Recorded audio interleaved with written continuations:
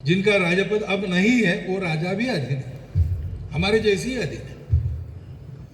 परंतु परंपरा से जो संस्कार आया है, सुसंस्कार आया है, उसमें कुछ काम छोड़ देने पड़े, व्यवस्था के अधीन हो गए तो भी ये जो पात्रे त्यागी गुणे रागी वाला काम है, जनपद संस्कार और जनगण को धी देना, ये सारी बातें परंपरा से चलनी चाहिए, चल रही है नागपुर के भोसला राजघराने में। ये राजन रत्न पुरस्कार उसी प्रेरणा का एक प्रत्यक्ष हुआ रूप है, ऐसे मैं मानता हूँ, और वो ऐसे ही चलना चाहिए, क्योंकि आखिर समाज में गुणों की कदर है और गुणों का उत्कर्ष होता है तो सारी बातें ठीक होके हम आगे बढ़ सकते हैं।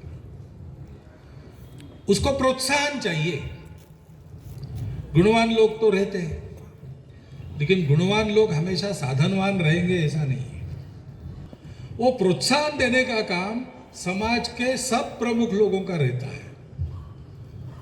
राजाओं का भी ये रहता था, अब राज्य व्यवस्था बदल गई तो भी राजाओं के इन सद्गुणों की परंपरा राजघराना चला रहा है।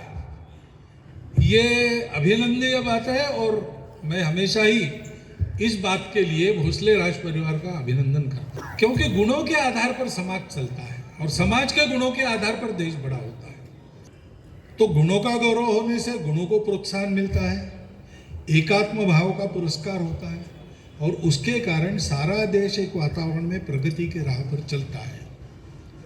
राजा रत्न गौरव पुरस्कार भोसले कुल का भूषण है, लेकिन वो केवल उनके कुल का भूषण नहीं है। इसके चलते समाज अपने देश को दुनिया में भूषणास्पद बनाएगा, ऐसी उसकी ताकत भी बनती है।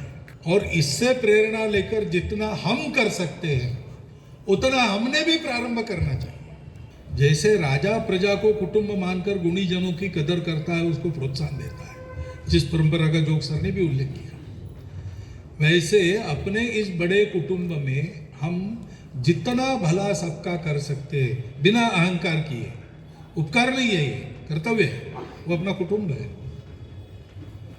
तो क्या हम प्रतिवर्ष कर सकते हैं, सोचना चाहिए, आगे करना चाहिए। ऐसा अगर हम करते रहे तो राजरत्न पुरस्कार की परंपरा जो चली है उसके पीछे जो उद्देश्य है वो उद्देश्य सफल होगा। ये उद्देश्य उत्तरोत्तर अधिकाधिक सफल होता जाए, ऐसा हम सब करें। और राजरत्न पुरस्कारों में इस बार 2 नई बातें जुड़ी है, 2 नए पुरस्कार जुड़े हैं, ऐसे इसमें और नए नए पुरस्कार आप हम सब लोगों के सहयोग से जुड़ते चले जाए, एक शुभकामना मैं ये देता हूँ और मेरे 4 शब्द समाप्त करता हूँ। बहुत बहुत धन्यवाद।